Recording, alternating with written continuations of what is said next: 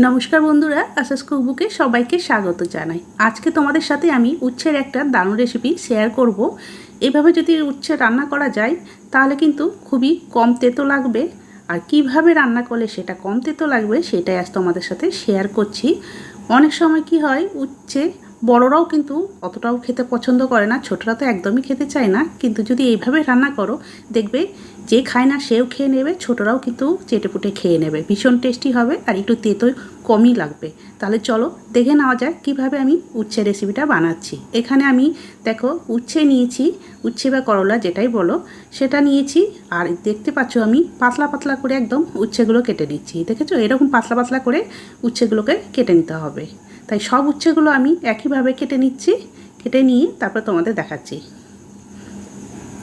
দেখো একে একে আমার কিন্তু সব উচ্ছেগুলোই কাটা হয়ে গেল।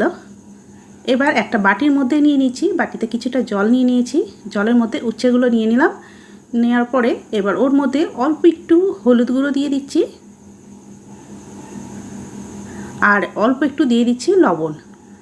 এবার এটা লবণ হলুদ জলের মধ্যে মিশিয়ে ভালো করে এটা 5 মিনিট রেখে দেবো। এইভাবে যদি রেখে দেওয়া যায় তাহলে তেঁতোটা কিন্তু কম লাগবে।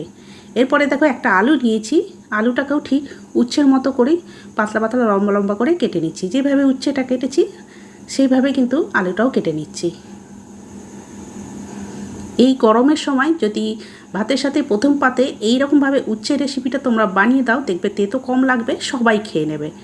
আর উচ্ছে খাওয়া তো এমনি খুবই ভালো, কিন্তু ছোটরা একেবারেই খেতে চায় না। সেই যাতে ছোটরা খায় সেইভাবেই আজকে তোমাদের বানিয়ে দেখাচ্ছি, যাতে একটু তেতো কম লাগবে। দেখো আমি 5 মিনিট রাখার পর এবার জল থেকে উচ্ছেগুলো তুলে নিলাম। এবার গ্যাস ধরিয়ে একটা কড়াই বসিয়ে দিয়েছি, তাতে কিছুটা সর্ষের তেল দিলাম। তেলটা আগে ভালো করে গরম করে নিচ্ছি। তেলটা দেখো খুব ভালো করে কিন্তু এবার গরম হয়ে গেছে। সবার আগে আমি উচ্ছেগুলো ভেজে নেব, তাই তেলের মধ্যে উচ্ছেগুলো দিয়ে দিচ্ছি। উচ্ছেগুলো দিয়ে একটু নাড়াচাড়া করে তারপরে ওর মধ্যে আবারও একটু হলুদ গুঁড়ো দিয়ে দিচ্ছি। দিয়ে ভালো করে উচ্ছেগুলোকে ভেজে নেব। উচ্ছেগুলো প্রথমে একটু ভালো করে ভেজে নিতে হবে, তাহলে তেতো কিন্তু খুবই কম হয় আর টেস্টও কিন্তু ভালো হবে। আর ভাজতে ভাজতে অনেকটা সেদ্ধ হয়ে যাবে, রান্নাটাও কিন্তু ঝটপট হয়ে যাবে। দেখো ভালো করে উচ্ছেগুলো ভেজে নিয়েছি। এবার উচ্ছেগুলো তেল থেকে আমি তুলে নিচ্ছি। আর আমি যে পরিমাণ তেল দিয়েছিলাম সেই পরিমাণ তেলেই কিন্তু আমি পুরো রান্নাটা করে নেব। দেখো উচ্ছে ভাজার পর এখনও কিছুটা তেল আছে।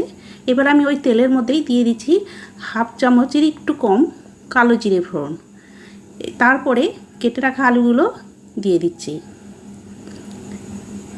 দিয়ে এবার নাড়াচাড়া করে আলুটাও বেশ ভালো করে ভেজে নেব। খুব কম তেলে কিন্তু রান্নাটা হয়ে যাবে।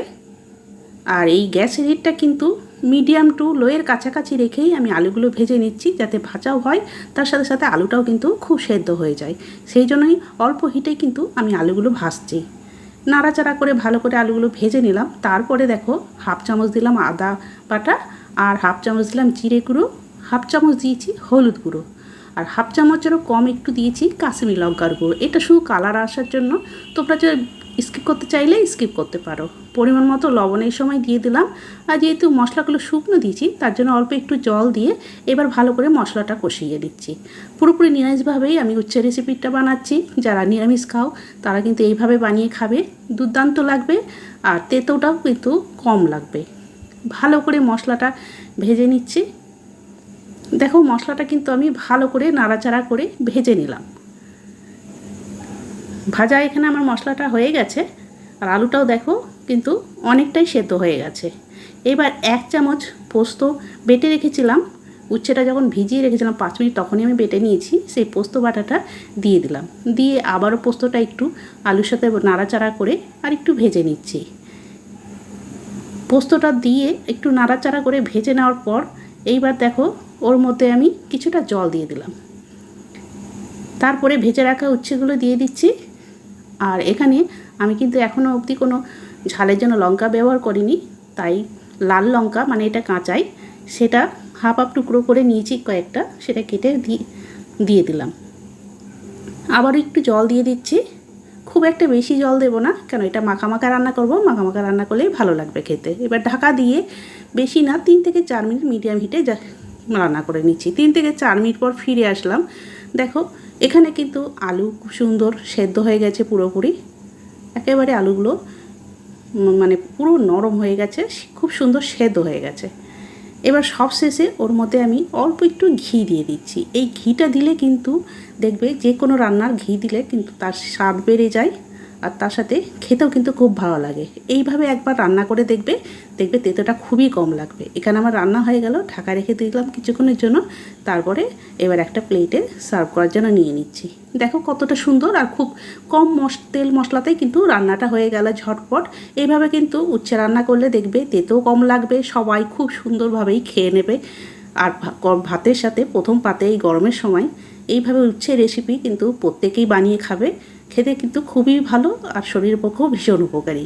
তাহলে বন্ধুরা, তোমরাও কিন্তু অবশ্যই একবার এভাবে উচ্ছে রেসিপি বানিয়ে খেয়ে দেখো। আর আজকের আমার এই রেসিপি তোমাদের কেমন লাগলো কমেন্ট করে কিন্তু অবশ্যই জানাবে। আর ভালো লেগে থাকলে বন্ধু ফ্যামিলির সাথে বেশি বেশি করে শেয়ার করে দেওয়ার অনুরোধ রইল। আর যদি কেউ এখনও অবধি লাইক না করে থাকো, অবশ্যই একটা করে লাইক দিয়ে দেবে। আর যদি কেউ নতুন বন্ধু হয়ে থাকো, অবশ্যই চ্যানেলটিকে আমার সাবস্ক্রাইব করে পাশে থাকার অনুরোধ রইল। আর যারা অলরেডি সাবস্ক্রাইব করে রেখেছো তাদেরকে অনেক অনেক ধন্যবাদ জানাচ্ছি। তাহলে বন্ধুরা, আজকের মতো আমি এখানেই শেষ করছি। আবার একটা নতুন রেসিপি নিয়ে চলে আসবো। সবাই ভালো থেকো, সুস্থ থেকো। সবাইকে অনেক অনেক ধন্যবাদ জানিয়ে এখানেই শেষ করলাম।